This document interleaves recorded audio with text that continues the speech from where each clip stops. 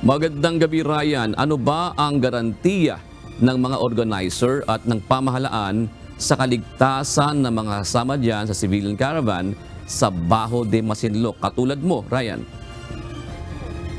Magandang gabi, June. Hindi ipipilit ng organizer nitong civilian caravan kung sakaling harangin ng mga barko ng China itong gagawing convoy dito sa West Philippine Sea. Ayon kay Ed De La Torre, co-convenor ng Atin Ito Coalition, ay inaasahan na nila na pagdating o paglampas doon sa 12 nautical miles na territorial water ng bansa ay bubuntutan na sila ng China. Pero anya, hindi gulo ang hanap ng caravan sa pagpunta nila sa Bajo de Masinloc. Kaya naman mag-a-adjust sila kung sakaling haharangin sila ng China at hindi daw nila papayagan na humantong ito June doon sa water cannoning incident.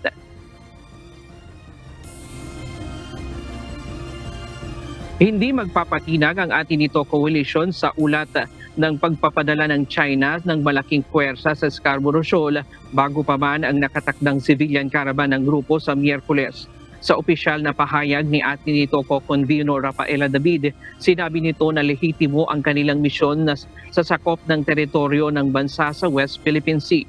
Aniya na aayon sa international law ang kanilang gagawin at karapatan ito ng mga Pilipino. Dagdag nito, hindi sila magpapatinag sa China kundi lalo lamang lumalakas ang kanilang loob na ipaglaban ang karapatan ng mga Pilipino sa West Philippine Sea. Ang National Security Commission nanawagan sa China na igalang ang paglalayag ng mga sibilyan.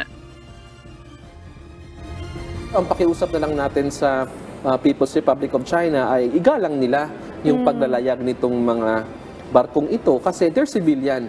Yes. They are not in any way connected to the government. Responsibilidad ng pamahalaan dito is to ensure maritime safety. No? Kailangan siguruhin natin na yung ating mga kababayan na sumama dyan and the foreign nationals that they have invited ay maayos yung kanilang kalagayan during the civilian mission because since pasok yan sa ating West Philippine Sea.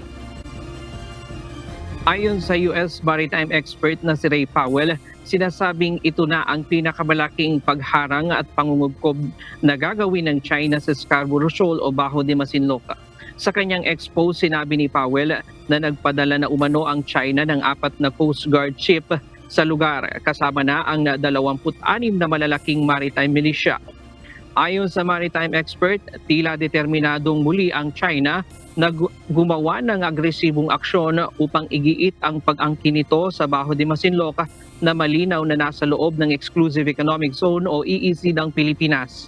Ayon naman sa Philippine Coast Guard, ang kanilang mandato ay siguraduhin ang kaligtasan ng mga sasama sa civilian caravan. Muli nitong nilinaw na ang inisyatibong ito ay galing sa mga sibilyan at walang kinalaman ng pamahalaan sa kanilang paglalayag. Subalit kung may paghaharang ang China na gagawin, magiging proactive ang PCG para sa kaligtasan ng mga sasama. For the Philippine Coast Guard, our objective is only to ensure the safety of those who will be joining. We have to make sure that they will not be harassed or at least injured kung sakaling iharas sila ng Chinese Coast Guard. June, bukas ng umaga, nakatakdang tumulak itong grupo mula dito sa Maynila papuntang Zambales. Dala nila itong mga naipon nilang mga goods na ipamimigay doon sa mga mangingisda sa Bajo de Masinloc. At yan muna ang latest mula dito sa Maynila. Balik sa iyo, June. Ryan, gaano ba kalaki ang sasakyang pandagat na gagamitin ng Atin Ito? June, yung gagamitin nila, yung 4 na barko o bangka na gagamitin nila, halos sinlaki lang ito noong mga resupply boat na ginagamit ng PCG gaya nung unay sa May 1, 2, 3 at 4. Wala, sa pagkakataong ito, wala silang gagamiting barko gaya nung una na ginawa nila na umakila sila ng malaking barko, yung Amusuk vessel. Oo nga, ayun nga ang punto ko dyan, Ryan. Kasi yung malaking barko na yun, nakikita natin sa screen kanina, yun na hindi tumuloy dahil nag-alangan yung kapitan. Ibig bang sabihin itong maliliit nasasakyang pandagat na ito ay determinado yung mga kapitan nito na sumulong talaga? Oo, June, at yun nga ang isa nga sa tiniyak ng ating to coalition na hindi naman tutulak kung nakikita nila na talagang haharangin na sila ng China at bobombahin nila ng tubig dahil yung mga barko na to, yung mga sasakyan, yung apat, hindi ito tatagal kung bobombahin ng tubig dahil mga gawa lamang sa mga kahoy ito, hindi gaya nung ibang mga barko na ginagamit sa RORE mission na ibang mga materyales ang gawa yung mga barko na yon. Pero ito hindi talaga tatagal pagka binomba ng tubig. Kaya hindi pa aabutin sa punto na yon nitong mga organizer na umabot sila doon. Anila, after noong 12 nautical miles, maaaring magkaroon na sila ng ceremonial na pamimigay doon sa mga mangingisda doon na nag-aabang sa kanila. Pero kung hanggang saan aabutin yung layo ng itong kanilang caravan, doon lang sila at hindi naman ibig sabihin na talagang papasukin nila itong Bajo de Masinloc dahil alam nila talagang delikado ito, hindi lamang para sa kanilang kaligtasan, kundi para nila rin doon sa mga kaligtasan noong pang ibang mga sasama at mga bangka na kanilang inarkila.